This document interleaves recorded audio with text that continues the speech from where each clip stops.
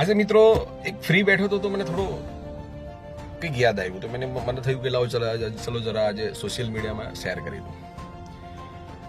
હંમેશા તમે ખુશ હો ને, તમે એકદમ રાજી હો, તમે ખૂબ આનંદમાં હો, તો એ પળ છે ને તમારે કોઈની સાથે શેર કરવી હોય તો તમે કરો.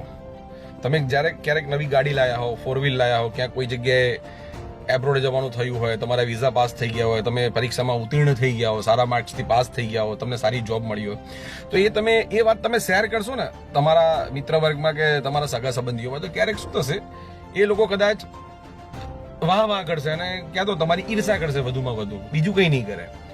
પણ જ્યારે તમે અંદરથી દુઃખી હો, કોઈ તકલીફમાં હો, અને જ્યારે એ વાત તમે શેર કરશો ને વ્યક્તિ સાથે, ત્યારે એવા વ્યક્તિને શેર કરો કે જે તમને સમજી શકતો હોય, તમારા હાલાત સમજી શકતો હોય, તમારી તકલીફ સમજી શકતો હોય, એવી વ્યક્તિને એ વાત શેર કરો.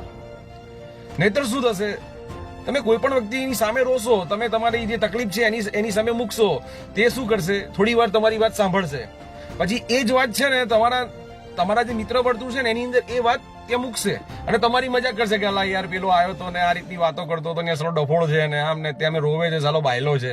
એટલે મારું તમને એ જ કેવું છે કે તમે જ્યારે દુઃખી હો ને, એટલે દુઃખી થાવ ત્યારે એ જે વાત છે ને દરેકને ના કરશો. તમને વિશ્વાસ હોવો જોઈએ, જે તમને સમજી શકતો હોય ને એવા વ્યક્તિ સાથે તમે રોવો, એવા વ્યક્તિ સાથે તમે તમારી આ દુઃખની પળો શેર કરો, એમને કહો. બાકી દરેક વ્યક્તિ પાસે તમે જઈને એવી આશા રાખશો કે લાવ જરા હું હળવો થઈ જઉં અને કહીને, તો દરેક વ્યક્તિ તમારી વસ્તુ સમજી નહીં શકે, તમારું દુઃખ સમજી નહીં શકે.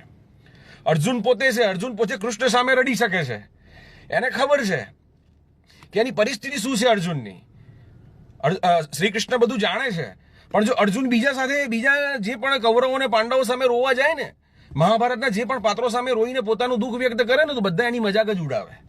શરૂઆતમાં તો એ વસ્તુ સાંભળે, પણ પછી શું કરે, એની મજાક ઉડાવે. એટલે આ વસ્તુ ખાસ ધ્યાન રાખવાની. એટલે એવા જે છીછરા માણસો છે ને એનાથી દૂર રહો, કે દરેક જોડે તમારે રોવાનું નહીં, દરેક જોડે તમારી જે તમારું દુઃખ છે, જે તકલીફ છે ને ત્યાં વ્યક્ત નહીં કરવાનું.